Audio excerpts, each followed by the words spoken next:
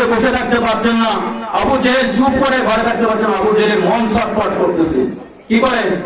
মন ছটফট করতেছে। কোরআন তেলাওয়াত না হলে আবু জেহেলের ঘুম হয় না।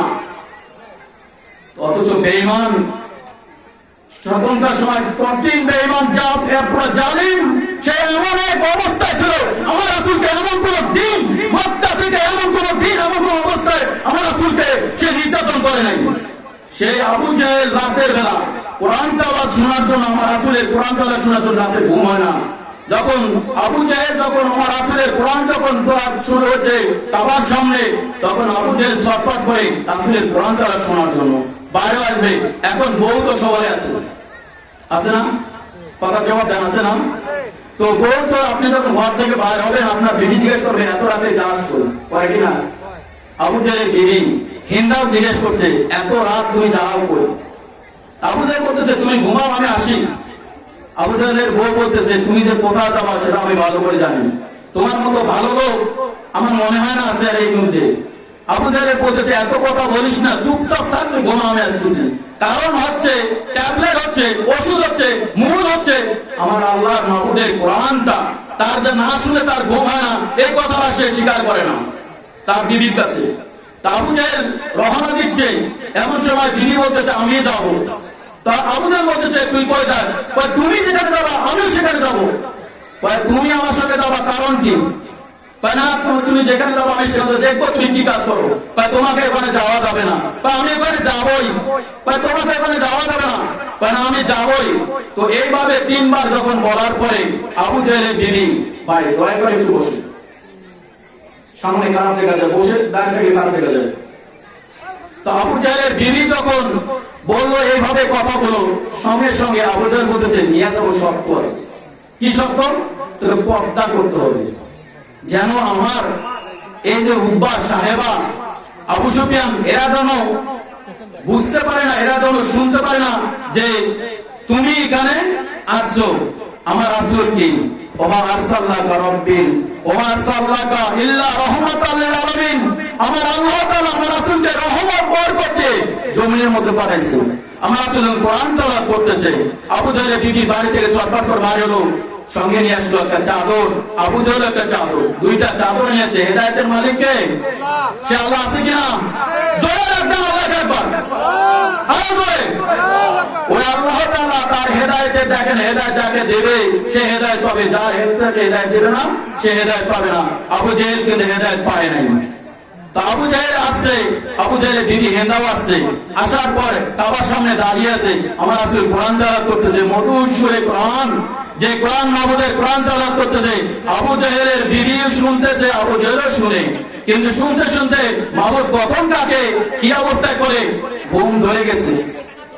ঘুম কার ধরছে? আবু জেহেলের ঘুম ধরছে, আবু জেহেলের বিবিও ঘুম ধরছে। এখন রাতের মধ্যে ঘুম ধরে গেছে, অলরেডি সকাল হয়ে গেছে, আলো চলে এসছে, সূর্যের আলো চলে এসছে।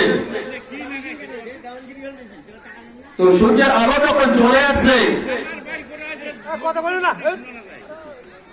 এই অবস্থায় আবু জেহেল যখন টের পেল কি সূর্যের আলো আমার কাছে লাগে, ব্যাপার কি? তোর হেন্দা আপনি ডাক দিলে সকাল হয়ে গেছে, যে এখনো আছিস। সঙ্গে সঙ্গে হেন্দা সহকারে চাদর নিয়ে রওনা দিবে। এমন অবস্থায় মাহবুব প্রমাণটাকে কে? প্রমাণ কে রাখে? প্রমাণটা কার? আল্লাহ প্রমাণ করে দিচ্ছে, দেখ আমি তোর প্রমাণ দিচ্ছি। আমি তেহেন্দা একটা চাদর রাখে গেছে, আবু জেহেলের চাদর নিয়ে আবু জেহেল রওনা দিছে। এমন সময় আবু জেহেল যখন চলে গেছে, উতবা সাহেবা দেখে ফেলছে। উতবা যখন দেখে বলে চাদর তো আবু জেহেলের। তার নেতা কিন্তু আরেকে ঘোষণা দিয়েছে, কি বলছে যে মুহাম্মদের কোরআন তেলাওয়াতের জন্য কাবার সামনে কোন লোক যেতে পারবে না, মুহাম্মদের সামনে যেতে পারবে না। মুহাম্মদ একজন কি জাদুকর, বলে নাউজুবিল্লাহ। মুহাম্মদ একজন জাদুকর এবং মুহাম্মদ একজন জালিম, ওর সামনে যাওয়া যাবে না। তো আমার রাসূল কি জালিম ছিল? আমার রাসূল কোন জাদুকর ছিল? ছিল কি এরকম সন্ত্রাস ছিল? আমার রাসূল কি ছিল? একজন নবী। কিন্তু আমরা সেই নবীর উম্মত, যে নবী আমাদের কিয়ামতের মাঠে অনলি একজন নবী, যে নবী কিয়ামতের মাঠে শুধু আল্লাহর কাছে একমাত্র একজন নবী পাশে দাঁড়িয়ে কথা বলার সাহস পাবে, পাশে দাঁড়িয়ে কথা বলতে পারবে, সে নবী হচ্ছে আমার নবী, প্রিয় নবী হযরত মুহাম্মদ সাল্লাল্লাহু আলাইহি সাল্লাম। আমরা সেই নবীর উম্মত, আমরা সেই নবীর উম্মত যে নবীকে, যে নবী সুপারিশ না করলে আমি আপনি কেউ পাবেন কি মাপ? পাবেও না। সে নবীর উম্মত। নবী কোরআন যখন পড়ে, যখন উদ্বাস সাহেব দেখতে বলল, উদ্বাস সাহেব চলে গেছে, যাওয়ার পরে বলতেছে, আপনি আবু জাহেল আপনি যে গেছেন, কই গেছি? আপনার উবুকের কাছে গেছে, আপনি না কালকে ঘোষণা করলেন যে কেউ যেন কাবার সামনে যায় না, মোহাম্মদের কোরআন দ্বারা কেউ শুনে না, আর মোহাম্মদের এরিয়া বন্ধে কেউ যেন যায় না। আর আপনি কিভাবে আবু জাহেল, আপনি কিভাবে গেলেন? এই যে আপনার প্রমাণ কি আপনার জাদু? প্রমাণকে, এই প্রমাণটা কে করাইল? আমার আল্লাহ করেছে। আবু জাহেল যখন এটা দেখার পরে বলতেছে, ভাই যা করছিস করছিস, আর কোশ না, নাহলে আমার নেতাগিরি থাকবে না। অতএব ভাই তুই এখানে ব্রেক কর, আমি কি আর বলিস না, কাউকে বলিস না। তো বলতেছে, নেতা আপনি যে কালকা বললেন, তুইও তো জানিস, তুইও তো ওখানে গেছিস, কেন গেছিস? কেন গিয়েছিস? তো যেখানে আমিও গেছি সেখানে তুইও গেছিস, অতএব বলিস না। তো এরকম আছে কিনা? আমরা গোপনে গোপনে যাত্রা বলা যায়, যায় না? যায় না? আছে না? নাচের প্যান্ডেলে যায়, যাও না?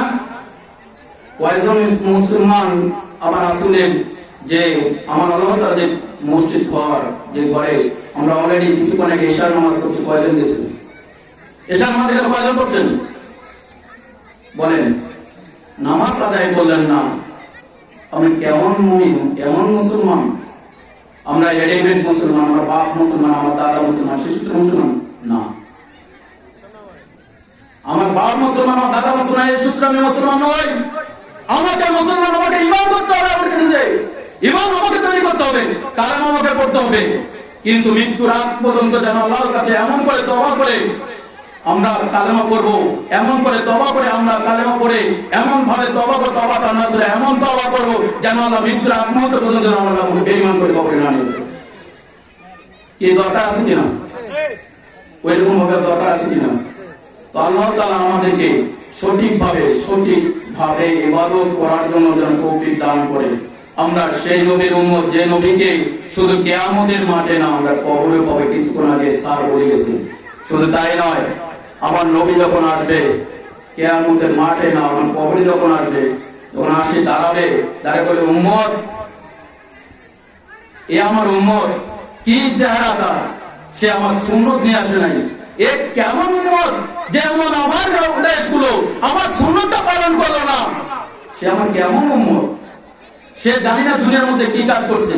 তার মানে সেইভাবে যদি আমার রাসূল দুঃখ পায়, আমার রাসূল দুঃখ পায়, সবচেয়ে বেশি দুঃখ পায় যে উম্মত সারা দিনের মধ্যে একবার ঘুর লাগায় তার দাড়ির মধ্যে, সবচেয়ে বেশি দুঃখ পায় তার কলিজার ভিতরের মধ্যে যে উম্মত আমাকে, আমার সুন্নতকে পালন করলো না, আমার উম্মত আমার সুন্নত পালন না করে সে দাড়ির মধ্যে ঘুর লাগাইলো, সারাদিন ফোনসে করে। আল্লাহ বলতেছে যে রাসূলের সুন্নত পালন করে না, সে রাসূলের উম্মত হতে পারে না।